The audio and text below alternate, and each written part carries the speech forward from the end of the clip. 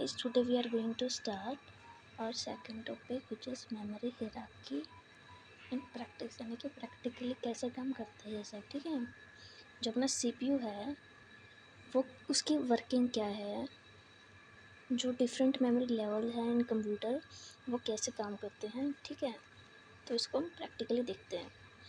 तो इसकी डेफिनेशन क्या है. Memory hierarchy in practice refers to practical organization and working of main memory, cache memory and secondary memory, यानी कि कैसे वर्किंग है इसकी. ठीक है, इसका जो मेन चीज़ है वो है practical working of memory hierarchy.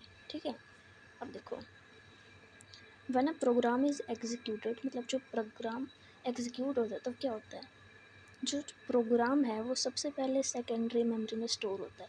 Secondary memory यानी कि अपनी hard disk, SSD, CD drives. Okay, जो सेकेंडरी मेमोरी है वो सबसे नीचे होती है, यानी कि स्लोवेस्ट होती है, लेकिन उसकी स्टोरेज सबसे ज़्यादा होती है.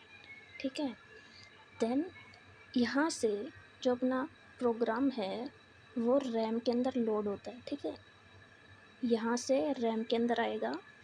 ठीक है, लेकिन CPU बहुत फास्ट होता है तो इसको क्या चाहिए होते हैं, फास्ट मेमोरी, जो इसके अकॉर्डिंग कम कर सके.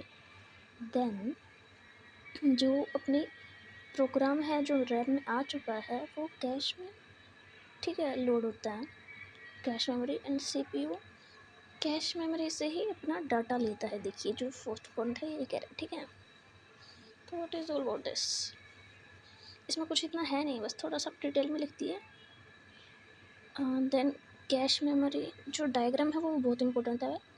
एंड देन फिर आप इन सबको एक्सप्लेन कर देना बस.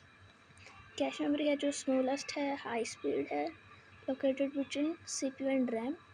It stores frequently use data. ठीक है, जो बार बार यूज़ होना है वो वाला डाटा और इंस्ट्रक्शन यूज़ करता है. ठीक है, करेक्टरिस्टिक इसके है very fast, small size, expensive, uses SRM.